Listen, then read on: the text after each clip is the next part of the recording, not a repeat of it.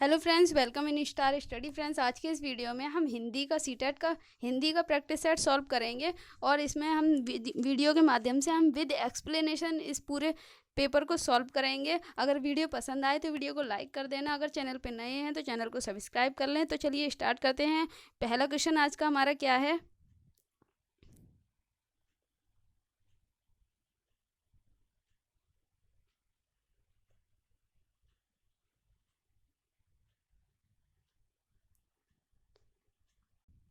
यहाँ कविता दी गई है। कविता कौन सी है तो पढ़ लेते हैं। क्वेश्चन नंबर 1 से 6 तक कविता के माध्यम से क्वेश्चन पूछे गए हैं। तो कविता पढ़ लेते हैं। जग जीवन में जो चिर महान सौंदर्य पूर्ण और सत्य प्राण, मैं उसका प्रेमी बनूं नाथ, जिससे मानव हित हो समान, मिले जावे जिसमें मिले जावे जिसमें अखिल व्यक्ति, जिससे जीवन में मिले शक्ति, छूटे भय संशय अंधभक्ति, मैं वह प्रकाश बन सकूं नाथ। और ये कविता लिखी है सुमित्रा नंदन पंत ने। कवि ने चिर महान किसे कहा है? यहाँ पर क्वेश्चन नंबर 1 है। कवि ने चिर महान किसको कहा है? तो कवि ने चिर महान किसको कहा है? ईश्वर को, या जो सत्य और सुंदर से संपूर्ण हो उसको, या शक्ति को, या फिर मानव को। तो यहाँ पर कवि ने चिर महान किसको कहा है? कवि ने चिर महान मानव को कहा है। ऑप्शन नंबर डी यहाँ पर ठीक हो जाएगा। अगले सवाल पे चलते हैं। सवाल है यहाँ पर, कवि कैसा प्रकाश बनना चाहता है? अंधकार दूर हो जाए, या जो जीने की शक्ति देता है, या जिसमें मनुष्य सभी भेदभाव भुलाकर एक हो, या जिससे सब तरफ उजाला हो जाए। कवि कैसा प्रकाश बनना चाहता है? जिसमें मनुष्य सभी भेदभाव भुलाकर एक हो जाते हैं। तो कवि ऐसा प्रकाश बनना चाहता है जिसमें मनुष्य जो है सभी भेदभाव भुला करके एक साथ इकट्ठे हो जाते हैं और एक दूसरे के बीच जो मनमुटाव होते हैं वो दूर कर देता है। तो ये यहाँ पर ऑप्शन नंबर सी ठीक हो जाएगा। अगले सवाल पे चलते हैं। ये सभी क्वेश्चन जो हैं आपको जो अभी ऊपर कविता दी गई थी उसके माध्यम से निकाले जा रहे हैं।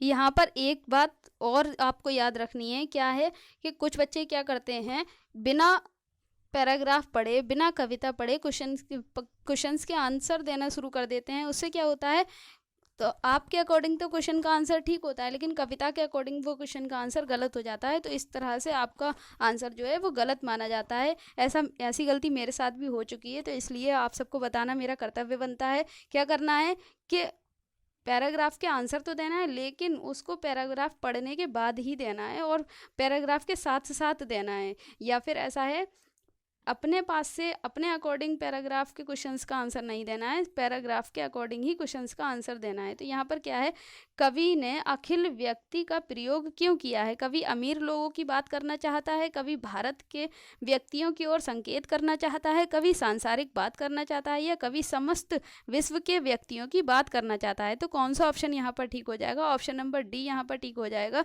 कवि समस्त विश्व के व्यक्तियों की बात करना चाहता है। अगले सवाल पे चलते हैं। कविता के किस अंश में तर्कहीन आस्था का उल्लेख हुआ है? मिल जावे जिसमें अखिल व्यक्ति, वे प्रकाश बन सकूं नाथ, या जिसमें मानव हित हो समान, या छूटे भय संशय अंधभक्ति। तो तर्कहीन आस्था का उल्लेख कौन से वाले में हुआ है? तो यहाँ पर ऑप्शन नंबर डी ठीक हो जाएगा। छूटे भय संशय और अंधभक्ति, इसमें तर्क शक्ति का प्रयोग किया गया है। तर्कहीन आस्था का उल्लेख किया गया है। अगले सवाल पे चलते हैं। सवाल नंबर 5 है यहाँ पर, कवि ने कविता की पंक्तियों के अंत में विस्मयादि बोधक चिन्ह का प्रयोग क्यों किया है? कवि अपनी इच्छा प्रकट करना चाहता है, या इसमें कविता का सौंदर्य बढ़ता है, या पूर्ण विराम की लीक से हटने के लिए, या कविता का तुकांत बनाने के लिए? कवि ने कविता की पंक्तियों के अंत में विस्मयादि बोधक चिन्ह का प्रयोग किया है। विस्मयादि बोधक चिन्ह कौन सा होता है? ये होता है, नीचे एक पॉइंट लगा होता है, ये होता है। तो उसने ऐसा प्रयोग क्यों किया है? तो यहाँ पर है, कवि ने अपनी इच्छा प्रकट करने के लिए इस चिन्ह का प्रयोग किया है। अब अगले सवाल पे चलते हैं। अगला सवाल यहाँ पर क्या है,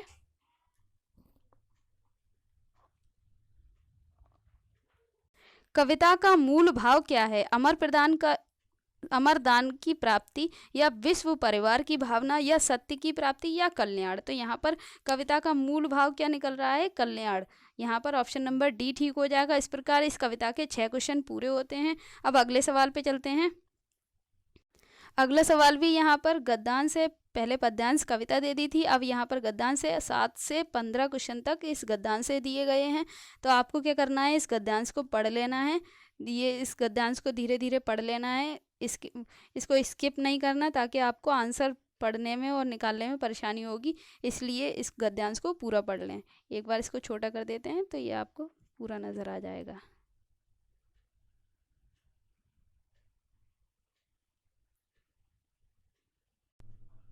सात से 15 क्वेश्चन तक इस गद्यांश से दिए गए हैं, और ये गद्यांश लिखा किसने है, ये गद्यांश लिखा है मारिया मांटेसरी ने। कहीं कहीं पे राइटर का नाम भी पूछ लेगा ऑप्शन में, क्वेश्चन में, तो इसको भी ध्यान में रखना है। अब पढ़ते हैं क्वेश्चन।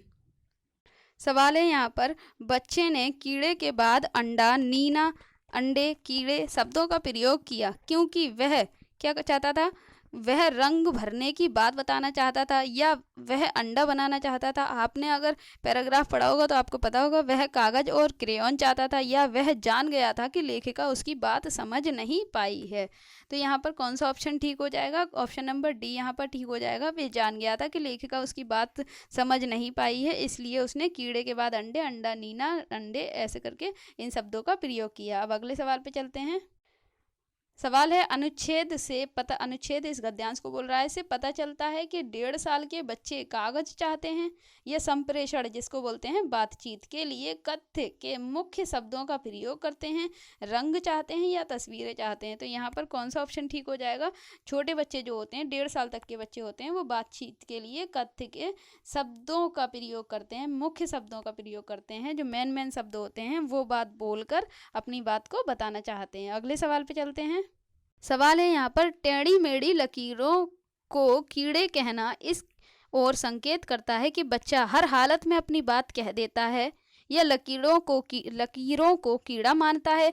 टेढ़ी मेढ़ी लकीरों को ही बना सकता है, दो अलग चीज़ों की आकृति में आधार पर समानता खोज लेता है। तो कौन सा ऑप्शन यहाँ पर ठीक हो जाएगा, तो ऑप्शन नंबर यहाँ पर कौन सा ठीक हो जाएगा, ऑप्शन नंबर यहाँ पर डी ठीक हो जाएगा। दो अलग चीज़ों में आकृति के आधार पर समानता खोज लेता है और वो टेढ़ी मेढ़ी लकीरों को क्या कह देता है, कीड़े कह देता है। अब अगले सवाल पे चलते हैं।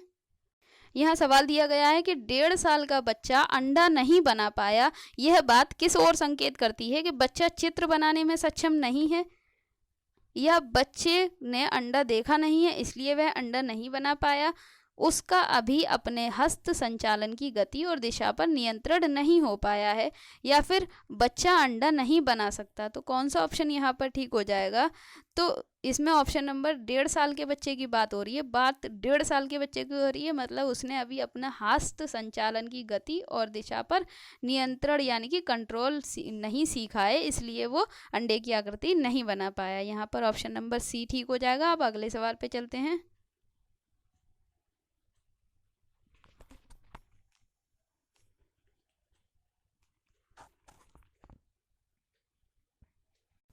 सवाल है यहाँ पर, रेखाओं को बच्चे ने कीड़े कहा तो बच्चा वृत्त यानी कि गोला को क्या क्या कह सकता है, चूड़ी, पेड़, छतरी या चम्मच। तो जाहिर सी बात है वो चूड़ी कह सकता है, चूड़ी गोल होती है। अब अगले सवाल पे चलते हैं। सवाल नंबर 15 तक गद्यांश से ही क्वेश्चन है। यहाँ पर सवाल नंबर 12 है, उतने सवेरे पद में, ये जो पद दिया गया है उतने सवेरे, इसमें किस शब्द की ओर संकेत किया गया है, बहुत सवेरे की ओर या सवेरे का वह समय जितने बजे लेखिका को उठने की आदत है या बहुत जल्दी या सवेरे की ओर। तो यहाँ पर कौन सा ऑप्शन ठीक हो जाएगा, ऑप्शन नंबर बी ठीक हो जाएगा। उतने सवेरे का अर्थ यहाँ पर कहा जा रहा है जितने बजे लेखिका को उठने की आदत है। यहाँ पर सवाल दिया गया है, अनुच्छेद गद्यांश में से मिश्रित वाक्य का क्या उदाहरण है, यह आखिर कहना क्या चाह रहा है, या अब मुझे पूरी बात समझ में आ गई, मैंने आश्चर्य से कहा कीड़े, उसने नीना का विरोध नहीं किया और बड़े धैर्य से लगन के साथ मौके का इंतजार किया। तो यहाँ पर कौन सा ऑप्शन ठीक हो जाएगा, मिश्रित वाक्य की बात की जा रही है, यहाँ पे संयुक्त वाक्य की बात नहीं की जा रही है। तो मिश्रित वाक्य में दो बातें एक बार में शामिल होंगी। मैंने आश्चर्य से कहा कीड़े, यहाँ पर ऑप्शन नंबर सी ठीक हो जाएगा। यहाँ संयुक्त वाक्य नहीं है इसलिए ऑप्शन नंबर डी ठीक नहीं होगा। अब अगले सवाल पे चलते हैं। सवाल है यहाँ पर, उसका चेहरा खुशी से दमक उठा। इसमें रेखांकित अंश के स्थान पर कौन सा मुहावरा आएगा? खुश हो गया, खुशी से फूला न समाया, गदगद हो गया या खिल उठा। तो खुशी से दमक उठा, यहाँ पर कौन सा ऑप्शन ठीक हो जाएगा? खिल उठा। ऑप्शन नंबर डी यहाँ पर ठीक हो जाएगा। अब इस गद्यांश का आखिरी सवाल है, 15वां क्वेश्चन। सवाल है यहाँ पर, इतने सवेरे कुछ पीना चाहता है, इसमें कुछ क्या है? इसमें कुछ क्या है? तो ऑप्शन देखते हैं यहाँ पर, कुछ क्या है? प्रश्नवाचक सर्वनाम है, या अनिश्चयवाचक सर्वनाम है, या निश्चयवाचक सर्वनाम है, या अनिश्चय संख्यात्मक विश्लेषण है। तो यहाँ पर कौन सा ऑप्शन ठीक हो जाएगा? अनिश्चयात्मक सर्वनाम है। यहाँ पर कुछ क्या है? अनिश्चयवाचक सर्वनाम है कुछ। और निश्चयवाचक होता, अगर किसी चीज के बारे में बताकर कहा जा रहा होता तो निश्चयवाचक सर्वनाम है। 2 केले या 4 केले, तो यहाँ पर निश्चयवाचक सर्वनाम हो जाता, अनिश्चय में कुछ आ जाता है। तो इसलिए यहाँ पर ऑप्शन नंबर बी ठीक हो जाएगा। प्रश्नवाचक सर्वनाम में अगर किसी चीज के बारे में बात पूछा जा रहा होता तो वहां पर प्रश्नवाचक सर्वनाम आ जाता। अगले सवाल पे चलते हैं।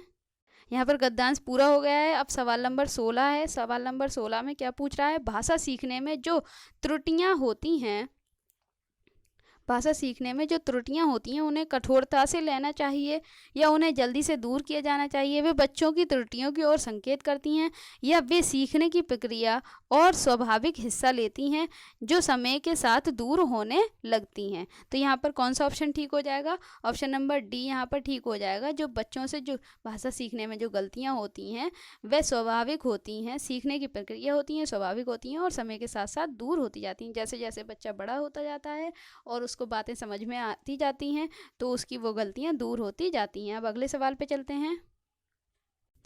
पढ़ना कौशल में सबसे ज्यादा महत्वपूर्ण है शब्दों वाक्यों को शुद्ध रूप से उच्चारित करना, केवल अक्षर पहचान, या तेज गति से पढ़ना, या संदर्भ अनुसार अर्थ ग्रहण करना। पढ़ना कौशल में सबसे ज़्यादा महत्वपूर्ण पूछा गया है, कम महत्वपूर्ण नहीं, ज़्यादा महत्वपूर्ण पूछा गया है। तो संदर्भ के अनुसार अर्थ ग्रहण करके पढ़ना ही सबसे ज़्यादा महत्वपूर्ण होता है। यहाँ पर ऑप्शन नंबर डी ठीक हो जाएगा। अब अगले सवाल पे चलते हैं। सवाल यहाँ पर दिया गया है, सुलेखा को पाठ पढ़ते हुए जीवन को जिंदगी पढ़ा, यह इस ओर संकेत करता है कि, ऑप्शन पढ़ते हैं यहाँ पर। ऑप्शन क्या है? उसे अक्षरों की पहचान में भ्रम हो जाता है, या उसे केवल पठन अभ्यास की बहुत आवश्यकता है, केवल पठन अभ्यास की नहीं। सुलेखा ध्यान से नहीं पढ़ती है, ये भी गलत बात है। वह अक्षर पहचान की बजाय अर्थ को समझते हुए पढ़ रही है, इसलिए उसने जीवन को जिंदगी पढ़ा। यहाँ पर ऑप्शन नंबर डी ठीक हो जाएगा। अब अगले सवाल पे चलते हैं। यहाँ पर सवाल है, बच्चे भाषा सीखने की क्षमता के साथ पैदा होते हैं, मुख्यतः यह किसका विचार है? ऑप्शन देखते हैं। ऑप्शन है यहाँ पर L.S. वायोगोस्की, इवान पावलव, नाओम चॉम्स्की, या जीन पियाजे। तो यहाँ पर क्वेश्चन क्या था? बच्चे भाषा सीखने की क्षमता के साथ ही पैदा होते हैं, तो ऐसा किसने कहा है? चॉम्स्की ने ऐसा कहा है कि बच्चे जो होते हैं भाषा सीखने की क्षमता के साथ ही पैदा होते हैं, सीखने की क्षमता उनमें जन्मजात होती है। ऑप्शन नंबर सी यहाँ पर ठीक हो जाएगा। क्वेश्चन है, सवाल है यहाँ पर, मैंने चाट खाई फिर मैंने हंसी, शर्मिला का यह भाषा प्रयोग मुख्यतः किस ओर संकेत करता है? व्याकरण नियमों की जानकारी न होना, नियमों का अति सामान्यीकरण, भाषा प्रयोग में असावधानी, या भाषा की समझ न होना। तो कौन सा ऑप्शन यहाँ पर ठीक हो जाएगा? व्याकरणिक नियमों की जानकारी न होना यहाँ पर ठीक हो जाएगा, क्योंकि उसने कहा मैंने चाट खाई फिर मैं हंसी की जगह उसने कहा मैंने हंसी। तो यहाँ पर व्याकरणिक नियमों की जानकारी नहीं है। अब अगले सवाल पे चलते हैं। लिखित कार्य की जांच में बच्चों की सहायता लेने से क्या होता है?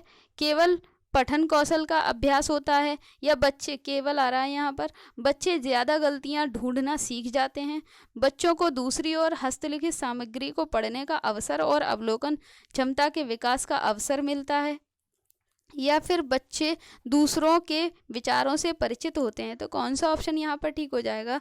तो यहाँ पर ऑप्शन नंबर सी ठीक हो जाएगा। क्या होता है, बच्चों को दूसरों के हस्तलिखित सामग्री को पढ़ने का अवसर भी मिलता है और अवलोकन क्षमता के विकास का भी अवसर मिलता है। अवलोकन मतलब दूसरी चीज़ों के बारे में देखना, जानना, ये अवलोकन होता है। अब अगले सवाल पे चलते हैं।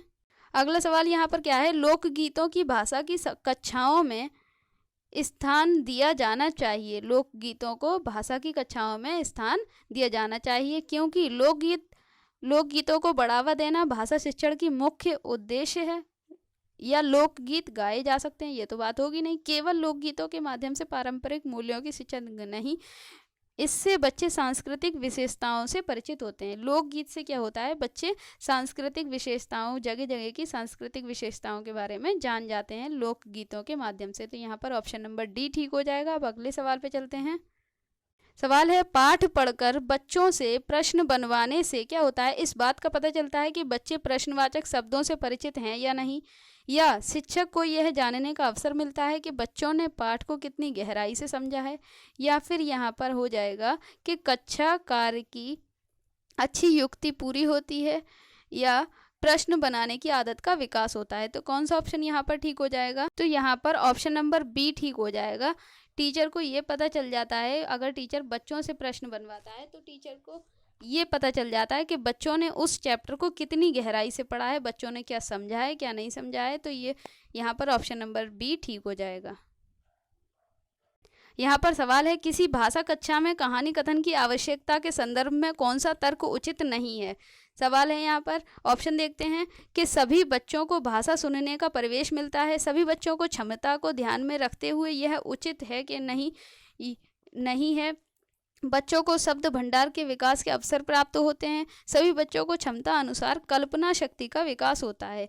किसी कक्षा में अगर कहानी की आवश्यकता होती है तो उसमें क्या उचित नहीं है, पूछा है कि बच्चों को भाषा सुनने का अवसर मिलता है, ठीक है, सभी बच्चों की क्षमता को ध्यान में रखते हुए यह उचित है, या फिर बच्चों को शब्द भंडार के विकास के अवसर, ये तो बात सही है, सभी बच्चों की क्षमता के अनुसार कल्पना शक्ति का विकास होता है, ये भी ठीक है। तो यहाँ पर ऑप्शन नंबर बी ठीक हो जाएगा।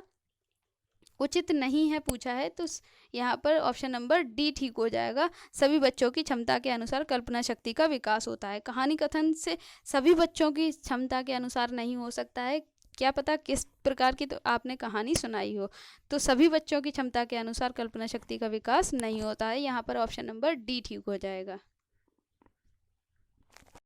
यहाँ पर वाइगोत्स्की से क्वेश्चन आया है, तो सीटेट का जब भी एग्जाम देने जा रहे हैं तो आपको जीन पियाजे और वाइगोत्स्की को सबसे ज़्यादा ध्यान से पढ़ना है। ये रामबाण होते हैं सीटेट एग्जाम के लिए, चाहे हिंदी का पेपर हो चाहे बाल विकास का पेपर हो, वहाँ पर वाइगोत्स्की और जीन पियाजे जो होते हैं बहुत ज़्यादा इंपॉर्टेंट होते हैं। इनके बारे में ठीक से पढ़ लें, और इसके लिए अलग से वीडियो बना देंगे जीन पियाजे के बारे में और वाइगोत्स्की के बारे में।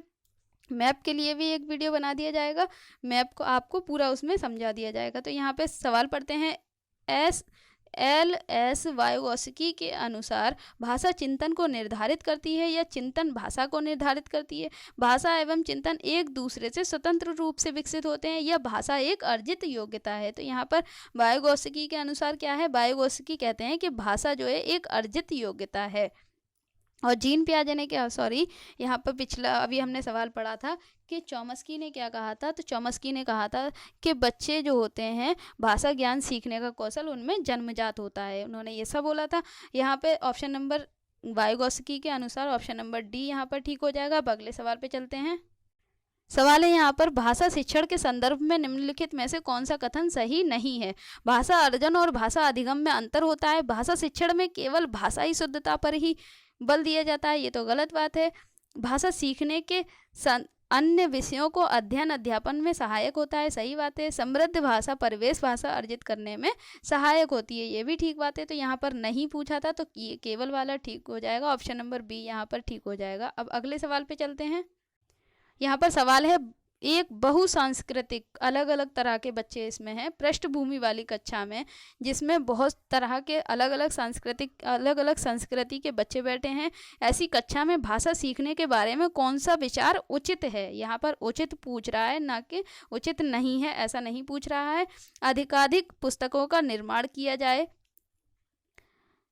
नहीं, भाषा सिखाने के लिए व्याकरणिक नियमों का और अधिकाधिक प्रयोग किया जाना चाहिए, ये भी गलत हो जाएगा। यहाँ पर अगला है भाषा परिवेश के निर्माण किया जाए ताकि भाषा अर्जित की सहज स्थिति बन सके, भाषा अर्जन की सहज स्थिति बन सके, या बच्चों में भाषा सीखने की क्षमता बलपूर्वक विकसित करी जानी चाहिए, मतलब बल देकर तो सिखाना ही नहीं है उनको। तो यहाँ पर ऑप्शन नंबर सी ठीक हो जाएगा। भाषा परिवेश, ऐसे भाषा परिवेश का निर्माण किया जाए जिसमें अलग अलग तरह के बच्चे हैं, तो वहाँ पर ऐसे भाषा परिवेश का निर्माण किया जाए कि बच्चे जो हों अलग अलग तरह की भाषा को अर्जित कर सकें। और जब किसी कक्षा में, अगर एक क्वेश्चन ऐसे भी आता है कि किसी कक्षा में बहुत सांस्कृतिक प्रकार के बच्चे हैं, तो वह कक्षा कैसी होगी आपके लिए, तो आपके लिए वो डाउटफुल नहीं होगी, ना आपके लिए कोई परेशानी वाली बात होगी, वो एक संसाधन के रूप में कार्य करेगी। संसाधन क्या होता है? हमारे प्रयोग में आने वाली चीज़, मतलब हम उसको संसाधन के रूप में लेंगे। उस कक्षा में अलग अलग बोली, अलग अलग संस्कृति के बच्चे हैं, तो उसे हम संसाधन के रूप में प्रयोग करेंगे और उसमें ऐसा परिवेश बनाएंगे कि बच्चों में भाषा अर्जन की सहज स्थिति बन सके। यहाँ पर ऑप्शन नंबर सी ठीक हो जाएगा। अब अगले सवाल पे चलते हैं। सवाल है यहाँ पर, स्वलीन विकार ऑटिस्टिक डिसऑर्डर में बच्चा अपने हाथ पैर हिलाने में कठिनाई अनुभव करता है, सामाजिक अंत्यक्रिया और संप्रेषण में कठिनाई अनुभव करता है, अक्सर खाने से मना कर देता है, ये बात गलत है, अपने ही कार्यों में लीन रहता है, ये भी गलत है। वो क्या करता है, ऐसा बच्चा ऑटिस्टिक जो होता है वो सामाजिक अंत्यक्रिया मतलब दूसरों से बातचीत करने में सक्षम नहीं होता है, और संप्रेषण, सामाजिक अंत्यक्रिया दूसरों से मिलने जुलने में सक्षम नहीं होता है, और संप्रेषण में कठिनाई मतलब उसको दूसरों से बातचीत करने में भी कठिनाई होती है। और ऐसा नहीं कह सकते कि वे बच्चा इंटेलिजेंट नहीं होगा, ऐसा बच्चा इंटेलिजेंट भी होता है। तो यहाँ पर ऑप्शन नंबर बी ठीक हो जाएगा। अब अगले सवाल पे चलते हैं। सवाल है यहाँ पर सेकंड लास्ट क्वेश्चन है, भाषा शिक्षण का संप्रेषण परक उपागम है, भाषिक संरचनाओं की जानकारी पर बल देता है या संदर्भ में भाषा प्रयोग की कुशलता पर बल देता है, मातृभाषा प्रयोग का निषेध करता है या बोलना कौशल पर बल देता है। संप्रेषण परक उपागम जो है वो क्या करता है, संदर्भ में भाषा प्रयोग की कुशलता पर बल देता है। यहाँ पर ऑप्शन नंबर बी ठीक हो जाएगा। अगर वीडियो पसंद आया हो तो वीडियो को लाइक कर देना, एक्सप्लेनेशन समझ में आया हो तो वीडियो को लाइक कर देना, अपने फ्रेंड्स में भी शेयर कर देना, और अगर चैनल पर नए हैं तो चैनल को सब्सक्राइब कर लेना। यहाँ पर लास्ट क्वेश्चन है इस वीडियो का कि भाषा शिक्षण की कौन सी विधि मातृभाषा को मध्यस्थ बनाए बिना दूसरी भाषा को सिखाने पर बल देती है, द्विभाषीय विधि, अनुवाद विधि, या व्याकरण एवं अनुवाद विधि, या प्रत्यक्ष विधि। तो कौन सा ऑप्शन यहाँ पर ठीक हो जाएगा? ऑप्शन नंबर डी यहाँ पर ठीक हो जाएगा। प्रत्यक्ष विधि जो होती है मातृभाषा को मध्यस्थ बनाए बिना ही, मतलब मातृभाषा को बीच का बनाए बिना ही दूसरी भाषा को सीखने में बल देती है। तो कौन सी विधि होती है? प्रत्यक्ष विधि। तो यहाँ पर ऑप्शन नंबर डी ठीक हो जाएगा। अगर वीडियो पसंद आया तो वीडियो को लाइक कर देना। आज के इस वीडियो में इतना ही, जल्दी ही बाल विकास का वीडियो भी आ जाएगा, बाल विकास के प्रैक्टिस सेट का।